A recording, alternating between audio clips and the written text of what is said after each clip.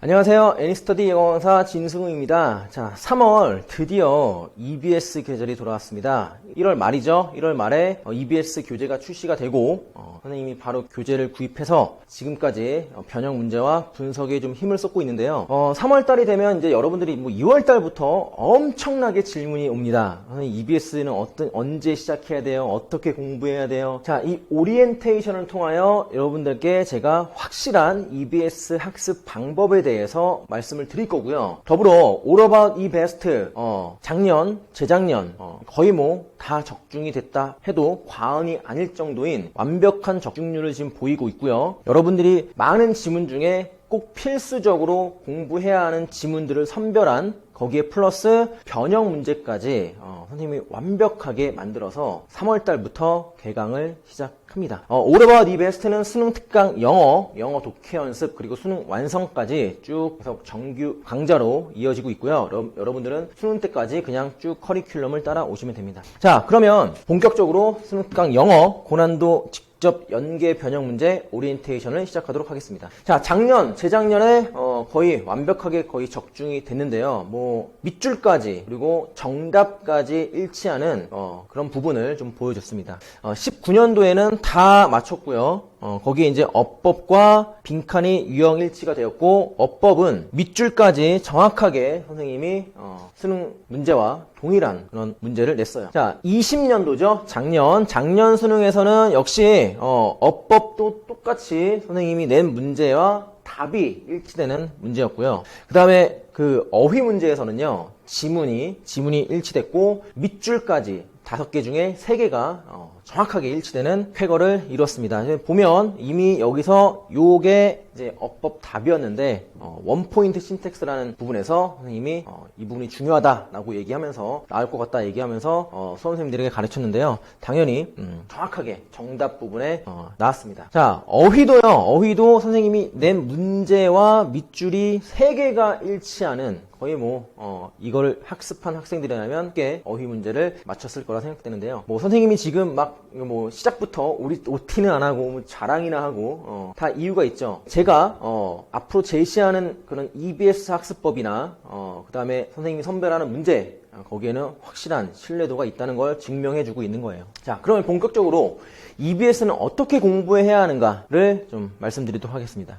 자, 이게 가장 문제인데 막상 EBS를 수업을 여러분들이 여러 학원이나 다른 기타 등등의 어떤 그 학습 기관에서 EBS를 공부를 시작할 때요, 가장 많이 하는 게 이 내용 암기식이에요. 첫 번째, 왜 내용 암기식을 하냐? 여러분들이 당장 코앞에 내신이 있기 때문에 그 내신에 대한 어떤 그 불안감 때문에 그 많은 지문을 무조건 암기를 시킵니다. 실제로 선생님이 들은 바로는 뭐냐면, 학원을 가면요, 한 줄 수능 특강 지문을 쓰고 한 줄 바로 해석하고 가가지고 그거를 계속 하는 거예요. 제발 그러한 내용 암기식 학습은 지양하세요. 아니, 수능 특강을 가지고 연계 교재를 가지고 여러분들이 수능을 잘 볼 수 있게 하는 그 도구가 될 뿐이지 그 책을 암기하겠다고 달려들면 절대 안 돼요. 알겠죠? 그럼 어떻게 하느냐? 전체적인 글의 흐름부터 알아야 돼요. 그리고 수능 특강이건 뭐건 EBS 연계 교재인 간에 원천적인 영어에 대한 그런 본질적인 걸 간과하고 마구잡이식으로 그냥 암기하고 단어 외우고 이런 식으로 하면 여러분들 수능에서 원하는 등급을 받을 수 없다는 얘기예요. 알겠죠? 글의 흐름 알아야 되고요. 주제문, 핵심어, 중요 어법, 중요 구문, 변형, 예상까지 이게 동시에 이루어져야 돼요. 자, 동시에 이루어져야 되는 얘기는 무슨 말이야? 이게 완벽하게 정리가 되고 분석이 돼야 된다는 얘기예요. 그러려면 어떻게 해야 돼요? 처음부터까지 해석을 완벽하게 다 할 줄 알아야 된다는 얘기예요. 자, 다시 한번 말하지만 연계 교재는요, 연계 교재의 수업은 연계 교재를 가지고 여러분의 영어 실력을 늘릴 수 있는 그러한 도구가 돼야지 여기에 사로잡혀 있으면 안 돼요. 알겠죠? 자, 그래서 이렇게 수업을 할 거고요. 이런 식으로 다 선생님이 하나하나 다 체킹하면서 수업을 할 거고, 정확한 개념에 따른 문제풀이가 필요하다. 이게 무슨 말이냐면, 독해에 대한 개념 없이 또 수능 특강을 주구장창 풀고 있으면 그거 풀고 나서 여러분들이 도움이 되는 게 뭐예요? 아무런 개념 없이 그냥 단순히 문제만 푼다고 해서 그게 도움이 될까요? 그 지문만 봤다고 해서? 아니요. 그 지문을 통해서 여러분들의 어떠한 영어적인 능력과 그리고 수능 기출문제와 동일한 시각으로 그걸 분석하는 능력을 기르는 게 중요합니다. 그래서 선생님은 항상 정확한 개념에 따른 문제풀이를 할 거예요. 절대 기억에 의존해서는 안 된다.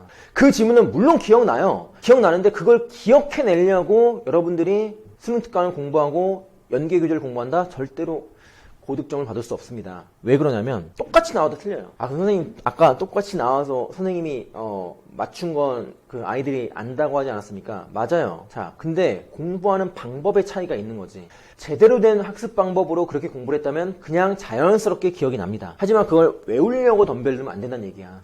16년도에 빈칸 추론 직접 연계가 나왔는데 정답률이 52%였고요. 작년에 제가 기억하기로는 정답률이 48%였는가 그랬어요. 2명 중에 1명은 무조건 틀렸다. 자, 그리고 EBS 직접 연계가 되는 문제는요, 체감 난이도가 상대적으로 높아요. 그렇기 때문에 여러분들이 조금만 기억이 안 나면 진짜 여러분들의 그런 영어 실력이 없는 사람들은 맞추기 힘들다. 알겠죠? 자, 이것도 되게 중요한데, 무분별한 변형 문제는 제발 풀지 말자. 시중에 EBS 변형 문제집이 어마어마하게 쏟아질 거예요.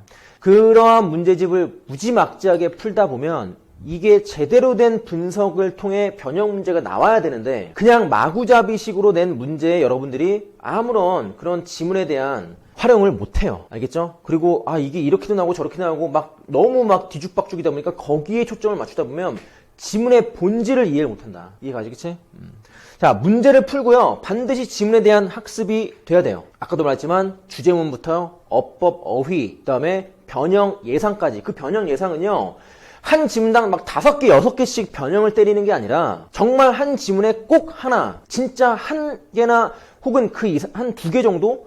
그 정도 출제 포인트를 알려주는 건 도움이 되지만, 야, 이것도 변형되고 이것도 변형되고 이것도 변형될 수 있어. 그게 뭐예요? 아니 도대체 그게 뭐야? 그럼 다 나온다는 얘기 아니야? 그럼 말도 안 되는 변형 포인트에 대한 걸 외우려 하지 말고요. 그냥 차근차근 정리를 하면 돼요. 알겠죠? 자, 선생님이 교재 구성과 특징을 얘기해 줄게요. 중요 지문에 대한 엄선 한 100지문 정도를 선생님이 추렸어요. 90에서 100지문 정도를 추렸고 그거를 평가원의 출제 시각에 맞게 양질의 변형 문제를 만들었습니다. 당연히 반드시 우선적으로 여러분들이 먼저 학습해야 되는 지문 100지문 내외가 되고요. 직접 연계가 되는 고난도 유형들로만 구성을 해놨어요. 그래서 빈칸 추론, 어법, 어휘, 그래서 순서, 문장 삽입, 그 다음에 무관한 문장, 흐름까지. 자, 책 구성을 보면요. 3강의 4번 요지 문제였다. 만약에 그거를 선생님이 이렇게 순서 문제로 바꾼 거야. 알겠지? 순서 문제로 바꿔서 출제를 한 거예요. 그럼 우리는 순서 문제를 풀면 돼요. 물론 여러분들이 학교에서 3강의 4번 요지 문제를 풀었겠죠. 그쵸? 각 유형별로 리딩 스킬에 대한 개념을 확립했다. 아까 선생님이 얘기했듯이 개념이 철저하게 확립이 돼야 됩니다. 개념 없이는 절대로 수능 특강 독해 연습, 수능 완성까지 제대로 된 학습을 할 수 없어요. 그래서 빈칸 추론이면 빈칸 추론, 순서 삽입이면 순서 삽입에 대한 어떤 개념이 완벽하게 확립이 되어 있도록 선생님이 이렇게 개념 설명을 할 거예요. 자, 변형 문제의 출제 방향 학습을 제시한다. 아까 앞에 말씀을 드렸지만 평가원의 시각에 딱 맞는 방법으로만 선생님이 문제를 출제합니다. 거기에 벗어나는 문제는 출제 안 해요. 그렇기 때문에 자연스럽게 여러분들은 이 교재를 통해서 평가원이 이런 식으로 문제를 낼 수 있겠구나라는 걸 예측할 수 있어요. 아까 그 예측에 대한 건 처음에 선생님이 얘기했던 그러한 부분에서 내가 확인을 시켜줬죠? 그러면 믿고 따라와도 됩니다. 각 문제마다의 원포인트 신텍스로 중요 구문에 대한 정리, 어법에 대한 이해를 도울 거예요. 이거 무슨 말이냐면 각 지문마다 가장 중요한 문장을 하나씩 뽑아요. 어법 문제로 변형을 하고요. 거기에 대한 가벼운 어법 설명을 합니다. 그럼 여러분들은 그것만 정리해도 어법에 대한 기본적인 학습을 할 수 있을 거예요. 자, 그리고 그거에 따른 그 문제에 따른 정확한 해설. 이거는 선생님이 문제를 내면서 선생님이 해설을 만든 거예요. 그러니까 그 문제, 변형 문제에 맞는 정확한 해설이 나오고요. 원포인트 신텍스 이렇게 구별하는 문제까지 구성이 되어 있어요. 자, 수업 후에 여러분들이 스스로 공부를 할 수 있도록 그렇게 복습용 지문을 넣어놨습니다. 자, 요거는 한 줄 요약 플로우예요. 이렇게 선생님이 한눈에 흐름을 파악할 수 있도록 정리를 해놨고요. 그거에 대한 넘버링이 되어 있죠. 한 문장당 넘버링이 되어 있는 걸 보고 여러분들이 구문 분석 및 내용 파악을 할 수 있도록 그렇게 잘 구성을 해놨어요. 자, 만약에 혹시라도 수업에 빠졌거나 또 이해가 안 되는 부분은 수강생들의 하나요 동영상 복습 서비스를 제공합니다. 그래서 여러분들이 편하게 집에서도 학습할 수 있도록 그렇게 도움을 줄 거예요. 자, 마지막으로 하고 싶은 말인데 고3이잖아요. 그동안 1학년, 2학년 뭐 어디서 배웠든 간에 뭐 어떠한 선생님한테 배웠더니 간에 그건 진짜 중요하지 않아요. 여러분들이 EBS 교재를 정말로 제대로 공부하고 싶다면 지금 오세요. 완벽한 교재와 강의로 선생님이 EBS 이해를 도와주도록 하겠습니다. 자, 여기까지였고요. 3월 달에 수업 시간에 볼 수 있었으면 좋겠습니다. 감사합니다.